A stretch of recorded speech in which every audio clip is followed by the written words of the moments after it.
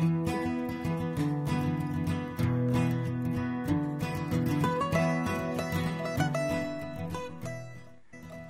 question was posed as follows: what is necessary for meaningful and worthwhile teaching and learning?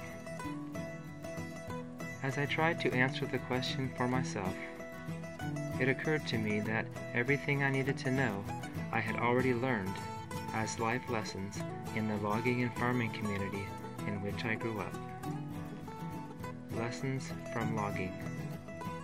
Make sure you're not in the wrong forest. Survey the land to ensure you are spending time in the right areas. A flurry of chopping in the wrong forest by a teacher or his students is a poor investment of time and will not get us a return on our work. All too often, we can waste time and attention trying to improve processes or procedures that really aren't that important. Hit the content that has the greatest future value. Don't miss the forest for the trees. We are cutting trees and clearing forests to build a community, not to get to the other side. The important idea is the collaborative process of building useful skills, like building a log cabin to seek refuge from the winter cold, to handle life's adversities and challenges. It's not about whacking down every tree as we touch every concept, yet never learning how to use them for productive purposes. It's about learning to learn, being responsibly involved in the building up of the community, and acquiring useful skills and habits of mind. Our students are not the trees. They are not even the axe. They are the loggers. By spending time taking care of our students' needs, they will be conditioned to work efficiently. If the learning environment is not getting desired results, we may need to break pace from the work to spend more time honing the characteristics of our students, rather than forcing them to hit the content harder or for a longer period of time. Our days of working with the dull axe is over.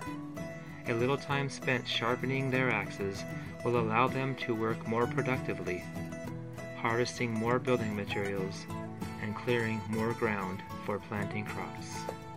Lessons from farming. Our students are not the plants, they are the soil. I don't remember ever seeing a farmer talking to his crops about how they were to grow. Somehow, given the right conditions, the plants grew automatically. I did, however, see the farmer preparing the soil prior to planting the seed. He plowed the ground to make planting easier and added nutrients and fertilizer to stimulate rapid growth. Similarly, we would do well to prepare our students for learning, as well as providing opportunities for open-ended, inquiry-based learning, and worry less about completely scripting the lesson.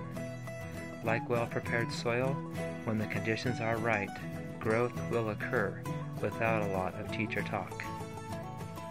We reap what we sow. If we want sunflowers, don't plant potatoes. Traditional classroom experiences often produce couch potatoes, observing but not participating or investing in learning. Project-based learning infused with passion gives students experiences in which they can blossom. If we want problem solvers and thinkers, we must give more open-ended work and less recall or fill in the blank. We need to plant higher-order sunflowers, not low-level potatoes. Quit carrying buckets of water and take time to set up an irrigation system. While I didn't see farmers watering their crops by hand in this low-level humidity climate, I did notice they used a watering system. Sometimes the irrigation system was completely automated. Our students are capable of doing so much more on their own than we allow them to. If we would teach them to be self-regulating users of all of the available digital resources, they would no longer be dependent on their teachers to carry every thirst-quenching drop of water. With the irrigation system of digital media wide open, students can drink freely from the fount of knowledge.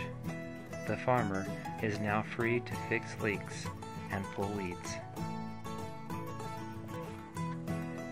After spending one morning planting seed in a field, I visited the local cafe for lunch.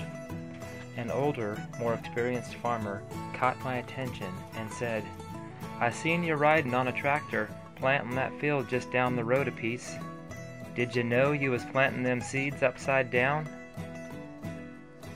After careful consideration, I replied, "Well, maybe I was, but I've found that if you don't say anything, the plants seem to grow up right anyhow. It's all in how you prepare the soil." Having passed the test, knowing that true learning comes from first-hand experience rather than what someone tells you, they sent me off to college. Things seemed to get more complicated after that.